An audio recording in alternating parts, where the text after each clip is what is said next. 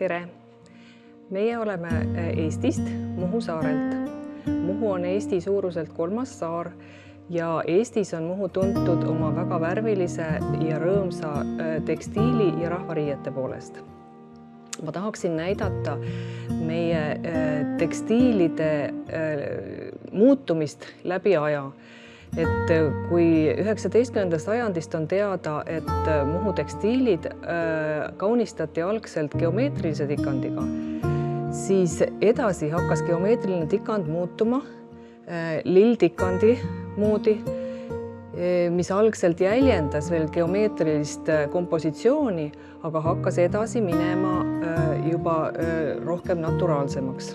Samamoodi olid Muhu rahvariided algselt hoopiski musta seelikuga ja valge pluusiga, mis edasi siis läks oranžiks, nagu minu seelik, ja veel edasi 20. sajandi algusest kollase põhjaliseks seelikuks. Meie rahvariided siin näitusel on näha väljas tekid, sest lisaks oma riietele muhulased kaunistasid ka oma kodutekstiile tikandiga. Ja kui vanasti neid kasutati ka niimoodi, et tekkidena päris magamise ajal, siis edaspidi nüüd tänapäeval kasutatakse neid rohkem sisustustekstiilidena niimoodi, et nad pannakse seina peale.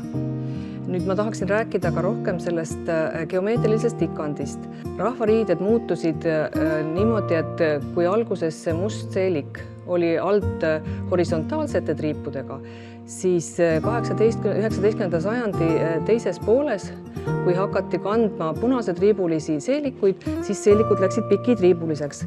Ja alguses olid need triibud täiesti lihttriibud, mis pärast edaspidi, kui kangastelgedel kudumine arenes, siis muutusid triibud värvilisemaks ja rikkalikumaks. 19. sajandil hakkasid Muhu naised käima mandril tööl ja väidetavalt sel ajal muutus Muhu tikand geomeetriliselt lilltikandiks ehk naturaalseks tikandiks.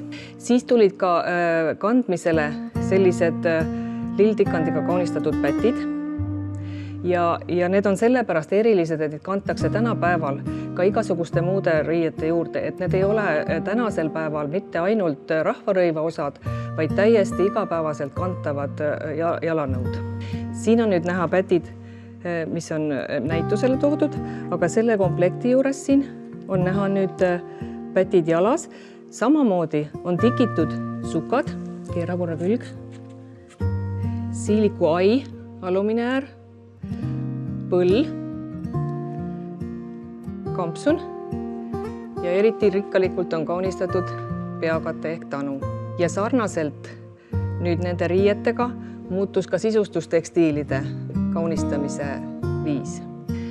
Muhu mehed olid palju vaesemad oma riiete värvikirevuse poolest, aga nende riided ikkagi kaunistati ka samamoodi vingupaelte, sisse kootud kaunistuste ja ornamentikaga.